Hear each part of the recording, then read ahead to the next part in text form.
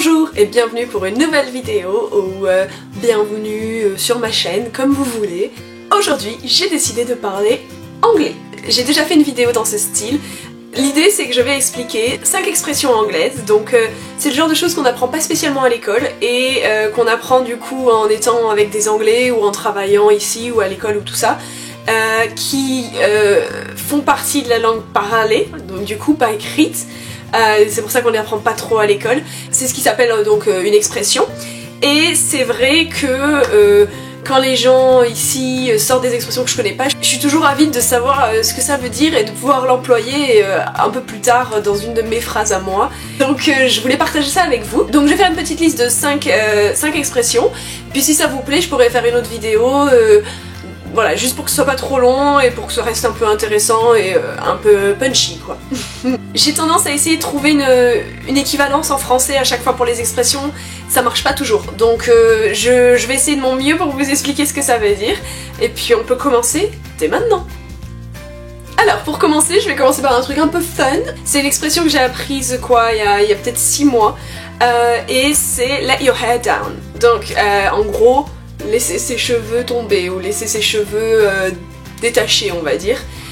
Et c'est une expression qu'ils utilisent ici pour dire relax, enfin tu vois, tu laisses un peu tous les trucs un peu superficiels, tu laisses tout ça tomber et tu t'amuses. Donc quand par exemple vous avez une semaine un peu longue ou quoi, vous allez dire bah, vendredi soir c'est le soir que j'utilise pour let my hair down, donc boire un verre et me relaxer et arrêter tous les petits trucs un peu superflus et superficiels.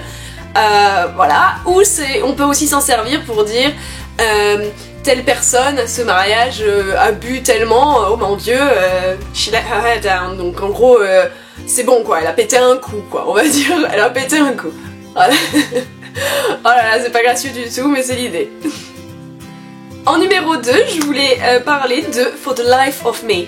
Donc c'est, je saurais pas traduire en français enfin l'équivalence, mais c'est pour la vie de moi. Ça veut rien dire en français. Mais en gros, ça on s'en sert pour dire en gros, donc quand on essaie de faire quelque chose et que ça marche pas, on va dire For the life of me I tried. Donc j'ai essayé, j'ai vraiment essayé et puis bah ça marche pas quoi, en gros.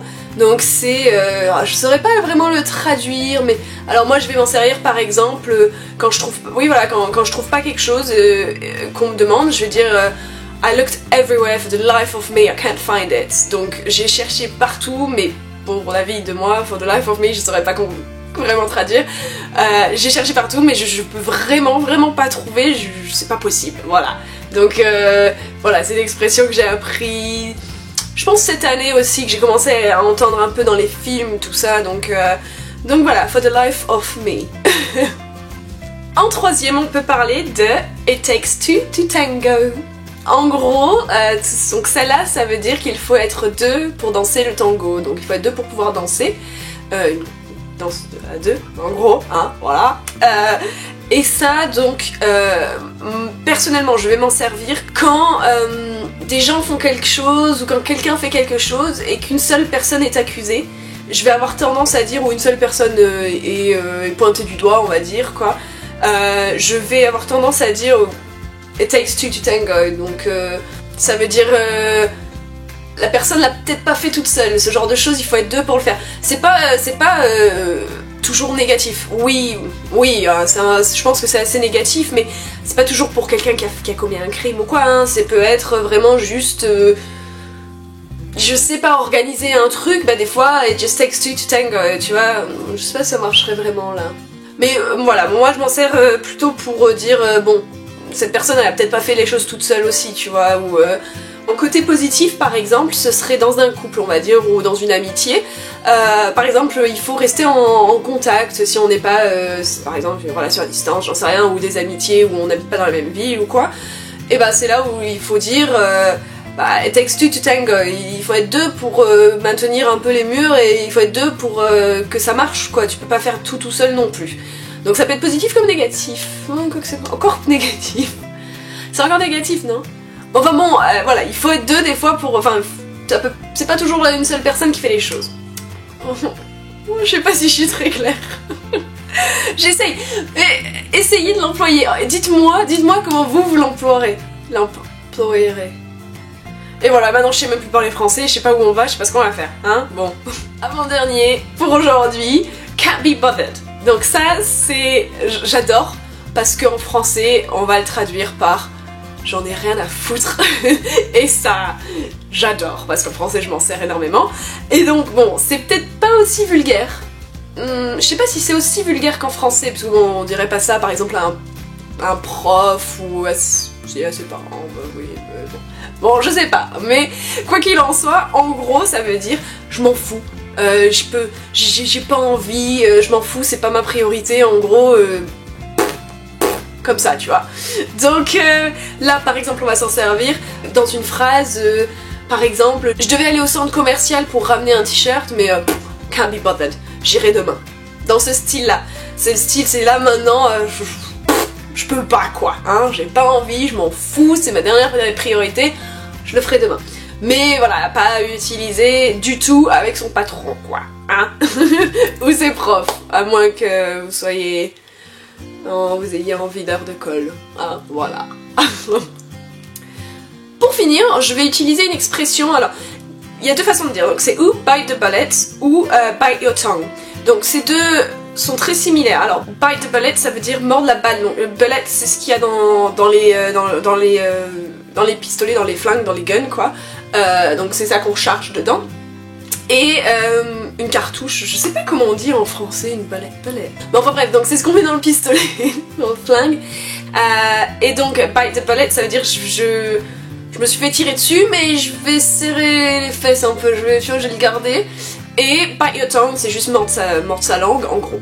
Donc, bite the bullet, ça veut dire, en gros, il y a quelque chose qui t'arrive, et ça te plaît pas vraiment, mais tu vas pas en faire un scandale, t'as pas envie de... voilà, donc tu vas juste dire, voilà, telle personne m'a fait ça, I'm just gonna bite the bullet.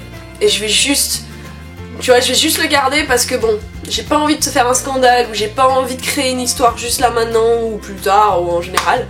Sinon, comment je l'utiliserai aussi quand quelque chose de pas terrible arrive et que bon, t'as envie que ça change mais tu dis je sais pas trop, donc tu dis bon, I'm gonna bite the bullet on this one. Donc pour ça, je vais me taire, en gros je vais le garder en moi et je vais laisser passer ça quoi. Et après, bite your tongue, donc c'est dans le même style, donc c'est le fait de serrer les dents, hein, physiquement serrer les dents. Sur ta langue. Donc là on va s'en servir quand quelqu'un dit quelque chose hein, et que vous avez envie de répondre mais que vous pouvez pas, donc vous allez bite your tongue. Ça va être quand quelqu'un, je sais pas, il y a une discussion au travail, une discussion à l'école qui vous plaît pas, mais bon, c'est pas le moment pour vous de répondre, ou c'est peut-être pas la bonne personne, style un prof ou un patron ou papa maman, tout ça. Donc vous allez dire elle a dit ça mais I'm just gonna bite my tongue. Tu vois, tu vas le garder comme ça et tu vas te dire bon, ok, c'est comme ça là, comme ça. Et voilà, c'était mes 5 petites expressions anglaises que j'ai appris en étant ici et que je n'ai jamais appris à l'école, donc je pense que ça peut aider si vous apprenez l'anglais, si ça vous intéresse, si vous venez ici en Angleterre ou n'importe où, en Amérique ça marche aussi, hein, je suppose, bon il y a des différences mais ça peut marcher, n'importe où anglo-saxon. C'est vrai que c'est sympa de connaître ces choses, moi j'adore, que ce soit en français aussi, j'adore apprendre des nouvelles expressions, donc je trouve que ça fait partie de la vraie langue parlée, t'as l'impression d'être un peu plus faire un peu plus partie de la communauté et d'être un peu plus dans ton élément quand tu comprends ce genre de choses, parce que moi j'ai vraiment appris ça en arrivant ici, en parlant avec des vrais anglais quoi, c'est pas à l'école parmi les verbes irréguliers qu'on apprenait ça. Donc j'espère que ça vous a intéressé, puis si vous aimez bien je peux faire une deuxième partie dans quelques semaines, je sais pas, dans quelques vidéos, si ça vous intéresse. Donc n'hésitez pas à liker, commenter, vous abonner, tout ça qui va avec les vidéos YouTube. Et puis, à la semaine prochaine. Bye!